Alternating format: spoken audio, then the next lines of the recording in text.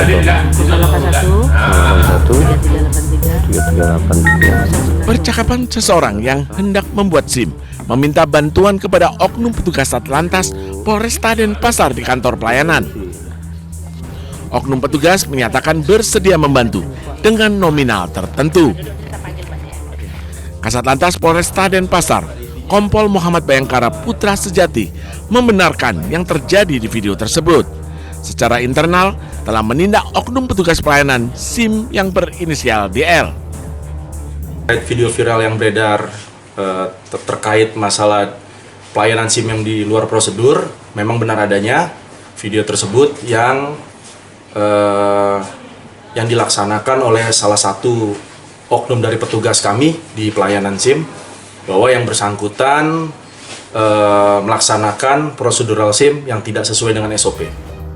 Polisi mengungkap pembuat video yang viral di pelayanan SIM mengaku oknum wartawan sempat bernegosiasi untuk men-take down atau menurunkan video tersebut.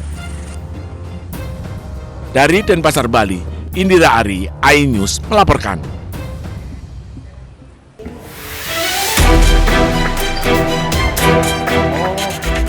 Dua santri korban pembakaran didampingi kuasa hukum Joko Jumaidi, anggota DPR RI Komisi 13 Rika Diah Pitaloka, bersama Direktorat Reserse Pelindungan Perempuan dan Anak mendatangi gedung LPSK.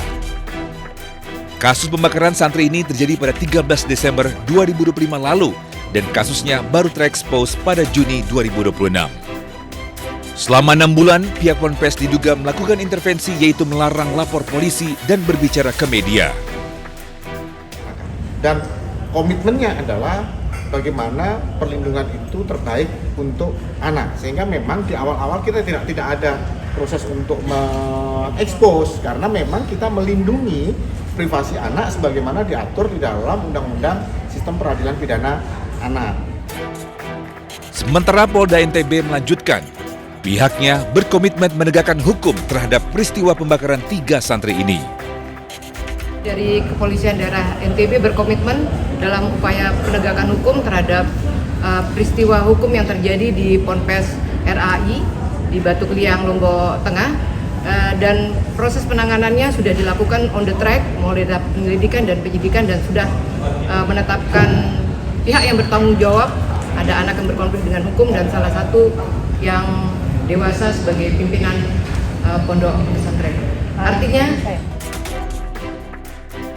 sebelumnya, kasus dugaan pembakaran santri di Pondok Pesantren Rosadatus Saulatiah Ali Ibrahimi Lombok Tengah NTB menghebohkan jagat maya. Dalam insiden ini terjadi 13 Desember 2025. 1 santri meninggal dunia dan 2 lainnya luka berat. Polres Lombok Tengah menetapkan 2 tersangka yang merupakan kakak kelas korban dan pimpinan pondok pesantren. Kasus ini terjadi atas dugaan perundungan dan ancaman kepada para korban dari seorang senior. Dari Jakarta, Rio Manik, iNews melaporkan.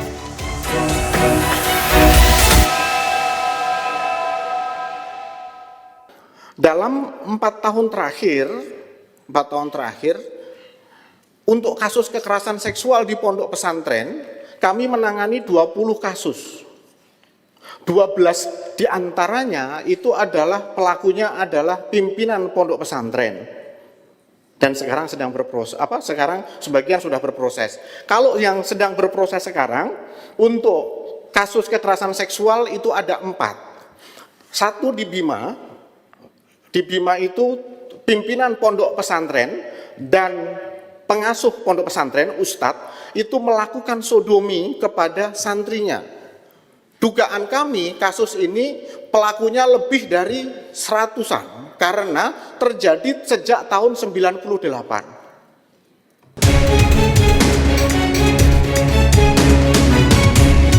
Cegah praktik prostitusi terselubung berkedok warung, petugas gabungan Satpol PP Sidoarjo bersama TNI Polri mengoptimalkan razia prostitusi ke sejumlah warung kopi dan karaoke tak berizin di pinggiran kota Sidoarjo, Jawa Timur. Sejumlah wanita yang menyediakan jasa prostitusi berhasil terjaring razia di 3 kecamatan di wilayah Sidoarjo. Para wanita penghibur itu menyamar sebagai pelayan warung yang kemudian menawarkan jasa prostitusi ke pengunjung warung kopi. Dalam razia itu, petugas juga menyita belasan botol minuman keras beralkohol yang dijual tanpa izin. Sejumlah wanita yang terjaring razia itu dilakukan tes darah oleh petugas dinas kesehatan sebelum dipulangkan paksa ke daerah asal. Kegiatan ini selain menekan terjadinya penyakit masyarakat, gangguan daripada Tibum Tranmas yang ada di Sidoarjo, juga kita melaksanakan untuk pencegahan terhadap berkembangnya penyakit menular yaitu HIV/AIDS, yang mana diduga bahwasanya penyebaran penyakit adalah di titik-titik yang menjadi tempat prostitusi. Petugas Satpol PP juga membongkar paksa dan merobohkan sejumlah lapak atau bilik yang digunakan untuk sarana prostitusi.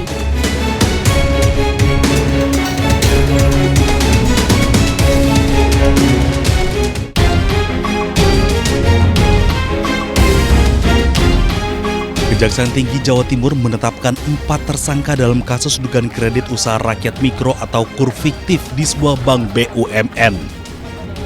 4 tersangka berinisial MFH, mantan Kepala Cabang Bank BUMN, serta AM, IIS, dan HN yang merupakan collection agent sebagai penyalur KUR mikro kepada debitur. Modus para tersangka menyalahgunakan kewenangan di mana para collection agent mengumpulkan nama-nama calon debitur yakni para petani. Para tersangka mengumpulkan kartu keluarga, KTP, dan buku nikah yang dipergunakan untuk mengajukan pinjaman KUR kepada pimpinan cabang bank yang saat itu dijabat oleh tersangka MFH. Para tersangka collection agent meminjam KTP para calon debitur dengan memberikan iming-iming untuk diusulkan mendapatkan bantuan sosial senilai Rp200 hingga Rp250.000 per orang. Uang hasil pencairan digunakan oleh para tersangka collection agent untuk kepentingan pribadi. Sementara tersangka mantan kepala cabang mendapatkan imbalan sebesar Rp105 juta. Calon-calon debitur yang diambil nama KTP, NIP, yang dipergunakan untuk mengajukan pinjaman KUR kepada pimpinan cabang BNI Jember, yang selanjutnya setelah diajukan diproses, tersangka HN ini kemudian mengambil uang hasil dari pencairan pinjaman tadi dengan cara mengambil ATM, buku tabungan, dikuasai sendiri, dan kemudian uangnya ditarik dan kemudian dipergunakan untuk kepentingan pribadi dari saudara HN.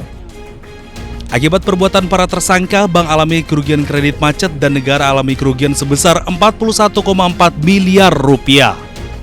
Dari Surabaya, Jawa Timur, Hari Tambayong, iNews melaporkan.